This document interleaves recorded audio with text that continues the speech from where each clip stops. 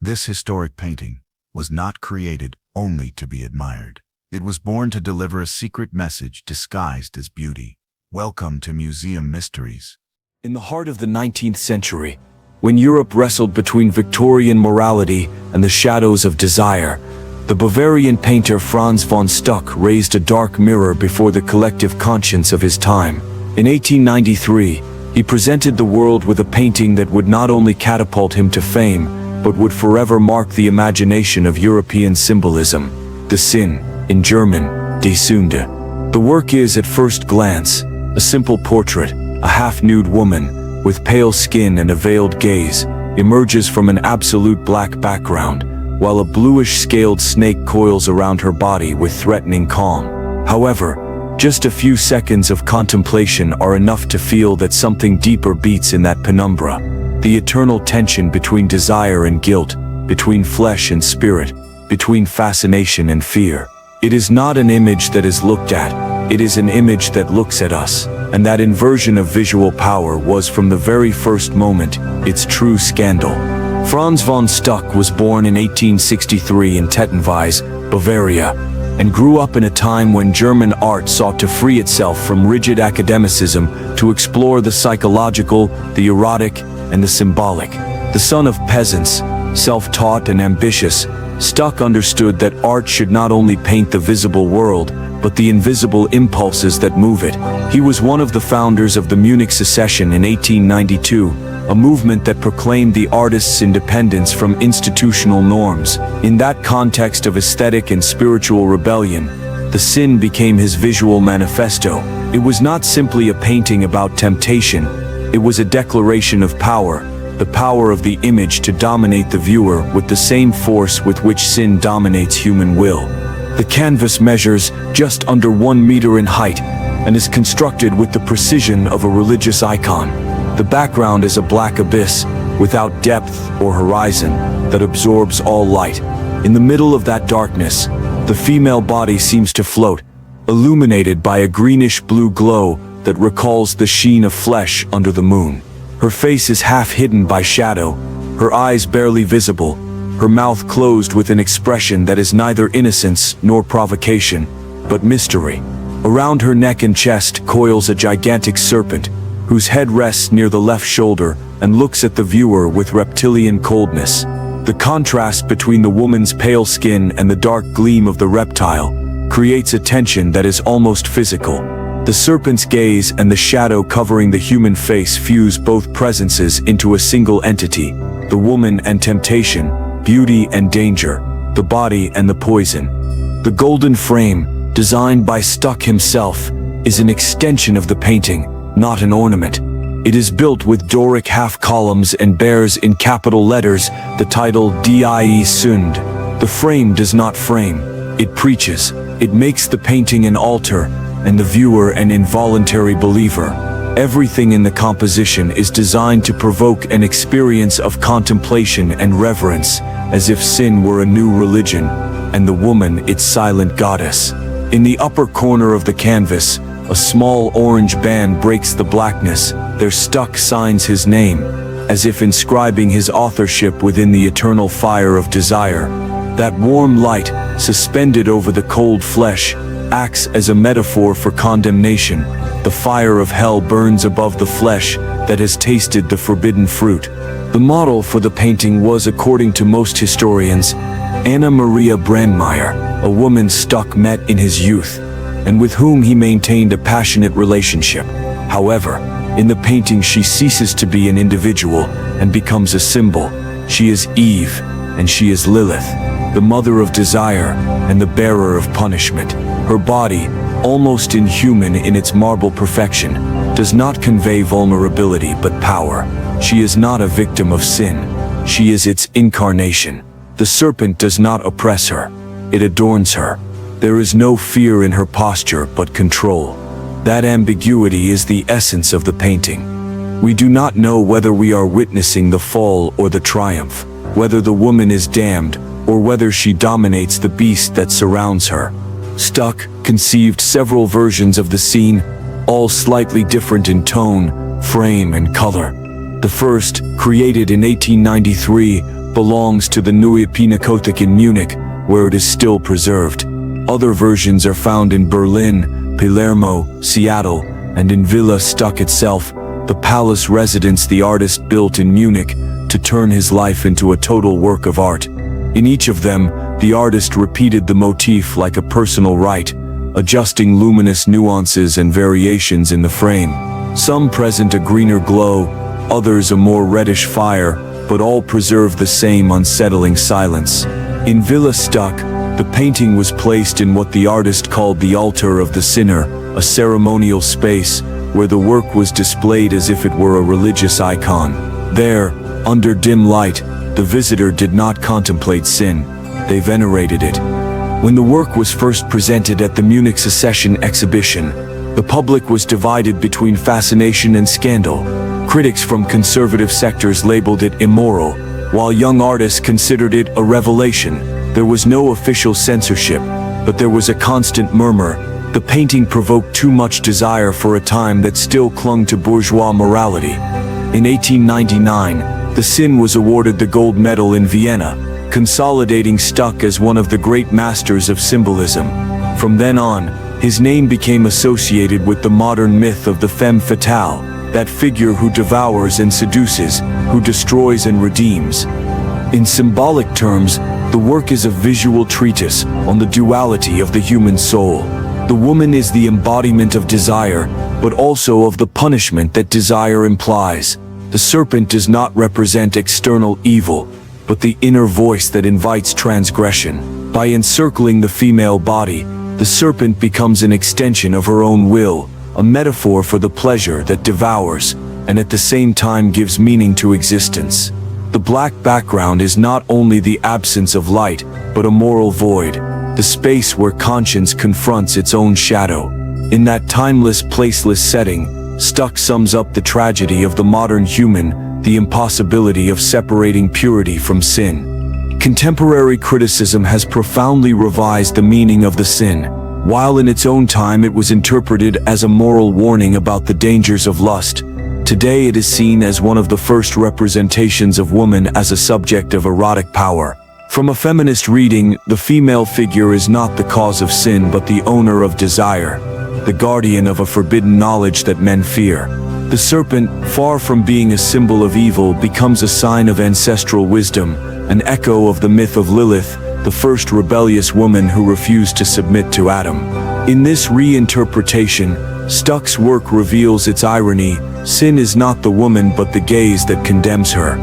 The painter's technique contributes decisively to that ambiguity. Stuck uses a cool palette dominated by bluish tones, dark greens, and metallic highlights, giving the body an almost sculptural texture.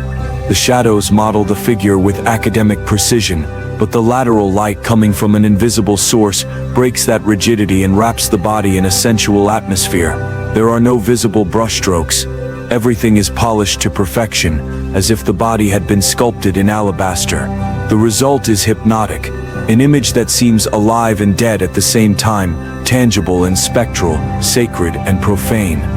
Throughout the 20th century, the Sin became obligatory reference for artists and thinkers interested in eroticism, psychology, and symbolism. Its influence can be traced in German expressionist painting, in the cinema of the Weimar Republic, and in Freud's early reflections on sexual repression. The image of the woman with the serpent was reinterpreted by later generations as an emblem of dangerous attraction, of desire that destroys. However, few managed to reach Stuck's balance between mysticism and carnality, between myth and modernity. In his Munich home, Franz von Stuck organized his life like a ritual. He designed his furniture, his clothing, his architecture. Everything was arranged to construct the figure of the artist as a priest of beauty. In that context, the Sin was not a simple painting, but a relic. In his Künstleraltar, or artist's altar, he placed it on an illuminated pedestal, surrounded by columns and golden symbols. Whoever contemplated it could not avoid feeling that they were before a silent deity. Thus, Stuck transformed the act of looking into an act of worship, turning the aesthetics of sin into a form of modern spirituality. As the decades passed, The painting suffered the ravages of time, the varnish darkened, and the surface lost part of its original transparency. Later restorations discovered that the artist had applied multiple layers of glazes, each thinner than the last, to achieve that effect of luminous skin that seems to breathe in the dark. By carefully cleaning the canvas, restorers revealed details that had remained hidden for almost a century: green glints on the serpent's scales, amber gleams on the woman's lips, a subtle trace of the brush on the curve of the shoulder. The orange fire in the background recovered its original intensity, reminding the viewer that condemnation and beauty always burn together. The debate over the meaning of the sin continues to this day. Some critics consider it a deeply moralist work, a visual warning about the dangers of desire. Others see it as a celebration of sensuality, a vindication of women's freedom. But beyond interpretations, its power lies in the tension it generates. It offers not answers but questions. Who sins here, the woman, or the viewer who contemplates her? Where does art end and morality begin? Can an image be guilty of what it provokes? Stuck himself seemed to enjoy that ambiguity. In his diaries, he wrote a phrase that could sum up his artistic philosophy: "I do not paint what I see, I paint what looks at me." That inversion of the act of looking is the core of his work. In The Sin, the viewer does not observe with impunity. He feels observed by the serpent, judged by his desire. The painting thus becomes a moral mirror, where each person faces their own dark reflection. Franz von Stuck died in 1928, leaving a legacy that anticipated many of the obsessions of the 20th century: the psychology of desire, the aesthetics of evil, the confusion between the sacred and the erotic. Today, his Die Sünde continues to shine in the penumbra of museums, reminding us that sin is not a fact but a gaze, not an act but an idea. Contemplating it, one understands that true transgression is not in the woman's body, but in the unrestrained impulse that forces us to keep looking. In the silence of that black background, between the cold glow of the skin and the hidden fire of desire, Stuck's art continues to fulfill its oldest mission: to reveal what morality conceals, to show beauty in the forbidden, and to remind us that sometimes sin is simply another form of light. The legacy of The Sin grew with the 20th century, multiplying into echoes and reinterpretations. In the years following Stuck's death, his figure was reclaimed by very different movements.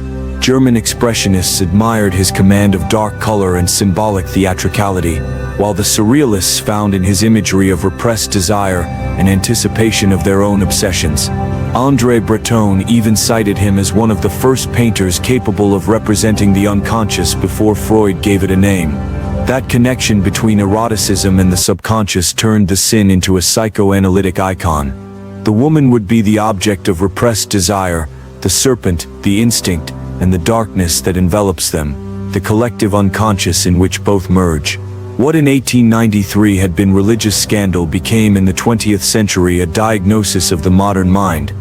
But there were also more critical readings. In the second half of the 20th century, the rise of feminist thought and gender studies radically transformed the interpretation of the painting. The woman in The Sin, who for decades was seen as a symbol of the temptation that drags man down, began to be understood as the victim of a patriarchal gaze that turns her into a myth to justify his guilt. In this reading, the female figure does not represent sin but the projection of male fear of the power of the female body and desire. The serpent then ceases to be an enemy and becomes an accomplice. It no longer bites, it protects. Both woman and serpent are a single consciousness that silently observes how the viewer reproduces Adam's ancestral gesture by blaming her for his own fascination. This shift in perspective returned to the painting a depth that transcends decorative eroticism and turns it into a mirror of the symbolic power that art exerts over gender myths. In recent exhibitions, museums have sought to restore that context. At Villa Stuck in Munich, the work is shown today as it was conceived, framed in gold, elevated on a pedestal, wrapped in ritual penumbra. The lighting gradually reveals the woman's silhouette until the visitor's gaze meets that of the serpent, and the entire room becomes a temple of contradictions. In Seattle, the Frye Art Museum decided to install its version of the painting at great height, recovering the sense of altar that Stuck originally planned. Thus, the public looks upward, as if before an archaic deity.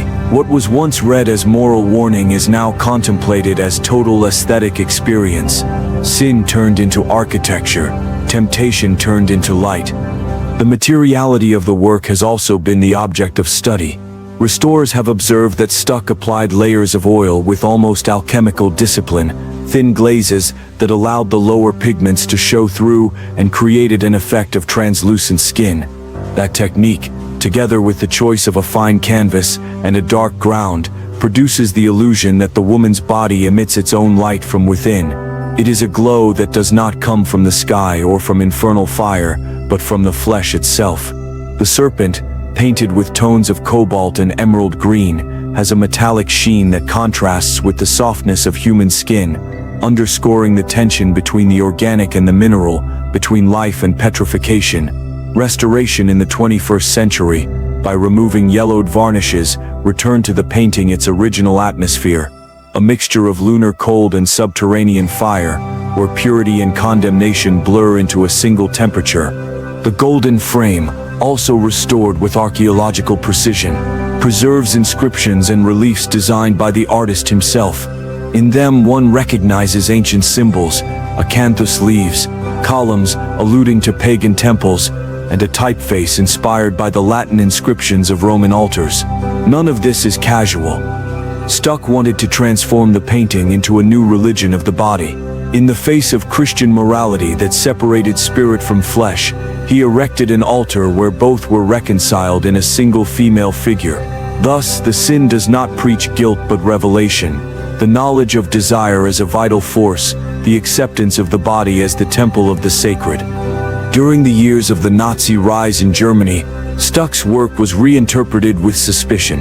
His exaltation of the body and his monumental aesthetics made him an uncomfortable artist, too erotic for the Aryan ideal, too spiritual for political realism. Some of his paintings were removed from public exhibitions, although never banned. However, his influence persisted in a subterranean way, especially in German cinematic imagery of the 1930s and 40s, where the contrast between light and shadow, purity and perdition, involuntarily repeats the lesson of the sin. After the war, critics rediscovered Stuck as a precursor of dark modernity, the artist who best portrayed the dangerous beauty of the human soul. Today, more than a century later, the painting still challenges closed interpretations. In the silence of the museum, the woman's figure seems to breathe, and the serpent maintains its hypnotic, eternal gaze. Whoever observes it cannot avoid feeling a mixture of attraction and shame, as if the sin were not in the painting, but in the very act of looking. That is Stuck's genius, to construct an image that does not represent desire but provokes it. In each viewer it awakens a different emotion: guilt, fascination, fear, pleasure, but all spring from the same deep place where the moral and the instinctive intertwine. If symbolist art sought to reveal the mysteries of the soul, the sin stands as its highest expression. It does not limit itself to illustrating a biblical myth. It reinvents it from within, with the language of the body and the darkness. In Stuck's female figure dwell the archetypes of Eve and Lilith, but also those of Venus, Persephone, and all the women deified and punished by history. She does not fall, she is not redeemed, she simply exists, suspended between good and evil. Her power lies in that ambiguity that makes her eternal. Franz von Stuck died in 1928, but his painting lives on because it embodies a truth that does not age. Sin is inseparable from beauty. All humanity is trapped in that duality. To look at the sin is to look at oneself, to recognize in the serpent's gleam the echo of our own desires, and in the shadow on the female face, the conscience that judges them. That is why the work remains disturbing, because it offers neither redemption nor condemnation, only a mirror. And in that mirror each viewer sees their own moral reflection trembling under the greenish-blue light of the mystery.